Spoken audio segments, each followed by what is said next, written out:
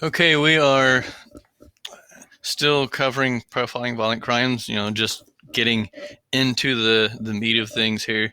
And, we've already talked about the crime and the personality that you can see in the crime and kind of make what makes all that up. But I want to start talking about the two different categories for this first video. I'm just going to focus on disorganized asocial offender. But these are the two main categories. So remember when you're writing, or well, if you write part of it, but when you're preparing your presentation for me, something to keep in mind is it says on their list what category and then what type. What we're talking about right now is the category. Category is going to be either your disorganized asocial offender or organized non-social offender. Just so you know, for the test purposes as well as presentation purposes, that is the category. Disorganized asocial offender or organized non-social offender. But something I kind of want to look at before we even get into that is, like what sort of cases or situations even uh, open themselves up to being good for some type of profiling. And so some examples here that I went ahead and wrote down or put down here, anything that involves sadistic torture, that's, actually trying to torture someone because you enjoy inflicting pain or causing mental anguish on someone else. That is the essence of anything that's sadistic, but specifically sadistic torture. The people who, for instance, BTK or Dennis Rader, BTK killer, some would consider him in the sadistic torture category. For those of you who are doing that for your report, I would definitely check on that first and see what you really think. But either way, because he would basically, he and other serial killers, sometimes would actually take someone to the brink of death, let them feel that fear, um, and then let them come back. Now, they all have different reasons for that. We'll talk about that at a later date, but that's just something to consider as far as sadistic torture, and they would repeatedly do that. Okay. Or Gary Heidnik used to torture through electrocution, or at least shocking them. He would also degrade them. He busted their eardrums out so they couldn't hear him. He fed some of his victims that he had to kill, mixed with dog food and fed it to them. The other ones are still alive. Um, there are a lot of them. Like, we'll talk about that when it comes to the murder or even the rape side of things. What's considered sadistic torture? Okay, sexual assault. That's pretty self-explanatory. Evisceration. Evisceration is essentially just taking the organs out of an individual. For instance, I don't want to go into too much detail, but Andrea Chikatilo, he's considered a Russian serial killer. He would actually take people's eyeballs out. Sometimes he would eat their flesh. He would also take out some of their organs. Okay, another one. Though they have not completely figured out who did it, Jack the Ripper, he was known for evisceration. Could have been for different reasons, but nonetheless, he would take out different organs, such as the uterus is one that he took out.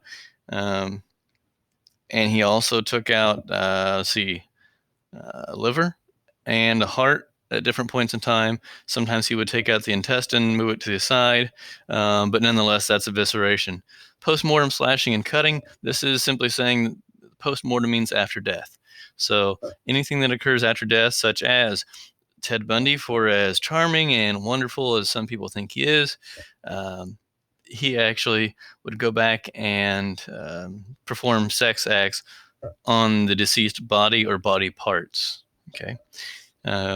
Also, let's see here. Um, Same thing goes with Ed Kemper and some of the other people that would actually go and once again perform sex acts with either the deceased victim, or if they happen to be cut up into different pieces of that particular victim.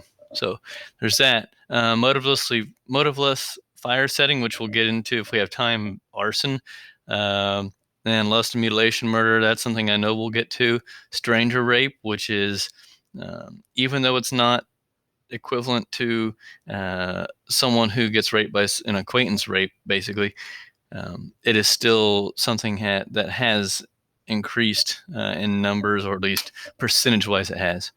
Okay, so just remember, like I said, that, and previously we talked about the connection between physical evidence and non-physical evidence. So when we see some of these things that are listed here, you need to be able to understand, is there something else to it? Is there a connection giving me an explanation as to, in essence, was this person connected, or did this person know the victim? And also, or at least, did the victim know them? Anything like that. For example, cuts on the face, damage. If there's excessive damage to the face, especially cutting and things like that, they tend to be situations where the victim knew the offender. Okay, so not always the case, but you have to consider totality of circumstances for that. Okay, so disorganized, had a little trouble there. Disorganized, asocial offender. Pay attention to the words that are used and why they're used. So, disorganized asocial is almost always a male, which is the case with all types of serial killers, or at least all types of violent serial killers. They are typically disorganized in everything that they do. They whether it be their home life, their homes, if they have a home, it's a mess, apartment. Sometimes they'll be living with grandma or someone like that, living in the basement, something along those lines. The place where they live and spend time is going to be a mess. Just like some of them in their car, same thing. And it's an indication not just of being lazy, but it's the fact that that is how they go about their lives. I mean, whether it be due to mental issues they have going on, mental health problems, it could be a lower IQ and a combination thereof, and also that lack of any type of organization is prevalent when you look at the crime scenes. And I'll get to that in a little bit, as far as what you're going to see, at crime scenes of someone who'd be considered a disorganized asocial offender. So, as I stated here, they're disorganized in all other aspects. Appearance, a lot of times their hygiene is bad, whether it be they just choose not to shower or brush their teeth or take care of themselves in normal ways. Okay, so we have that. And that's same thing here. And they tend to be, yes, this is the FBI's list. It's probably not entirely accurate, but they are accurate in terms of the non-athletic part. It doesn't mean if you're that these people can't ever be athletic, but usually the reason that these people are unathletic is a combination of lack of coordination, lack of confidence, lack of the ability to, mental ability to coordinate all the different functions. So that's why they're really considered non-athletic. But it's that, and their personality does not allow them to do very well with, say, team sports or group activities. So definitely the last two, introverted for sure. And in the case of the disorganized asocial offender, it's not necessarily because they choose to be alone.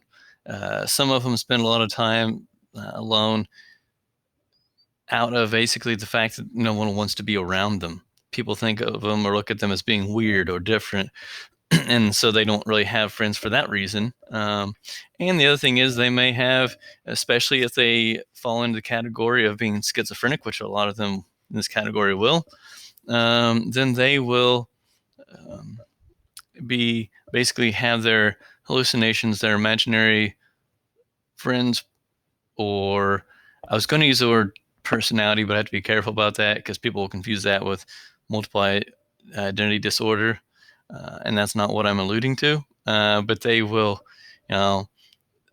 think that they will see things, talk to people that really aren't there, potentially talk to other objects. That's but they don't have the friends, they don't have the charisma to actually have a personality that people can like and get along with. There's just something uh, about them that is different that way. Sometimes you'll see some serial killers that now we would diagnose as being on the um, you know autistic spectrum, but not all of them are. And yes, the vast majority of them are white males. That's kind of the case with a lot of things, just simply because not by as much anymore, but as a rule, there are more white males. We're still a majority. Um, and because males tend to be more violent in general, and more aggressive, that is why it makes up, more white males make up this category. Okay. So, other things, excuse me, other developmental factors that have been noted throughout the year. Um, Abuse victims. I mentioned, or with the video we watched earlier in the year, talked about the amount of physical, mental, or sexual abuse that a child goes through.